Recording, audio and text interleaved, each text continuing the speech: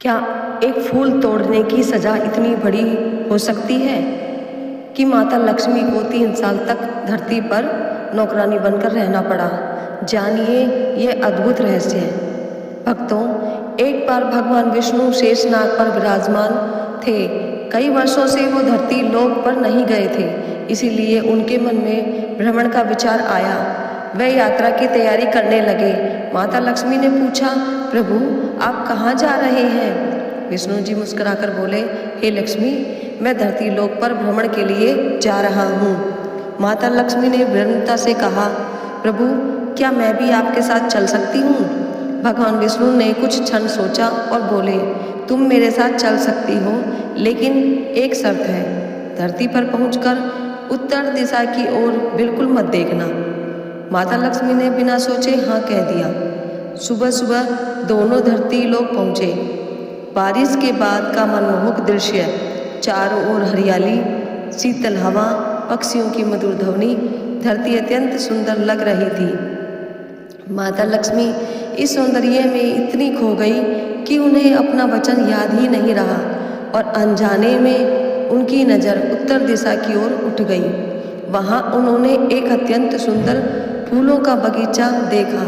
रंग बिरंगे फूलों की खुशबू उन्हें अपनी ओर खींचने लगी।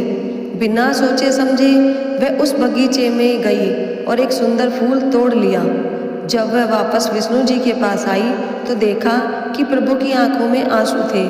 विष्णु जी बोले, हे लक्ष्मी, बिना पूछे किसी की वस्तु लेना चोरी के समान है और तुमने मेरा वचन भी तोड़ा है। माता लक्ष्मी को अपनी गलती का एहसास हुआ। उन्होंने क्षमा मांगी।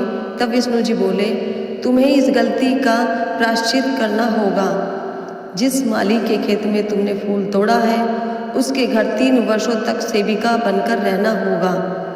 माता लक्ष्मी ने एक साधारण गरीब स्त्री का रूप धारण किया और उस माली माधव के घर पहुंची।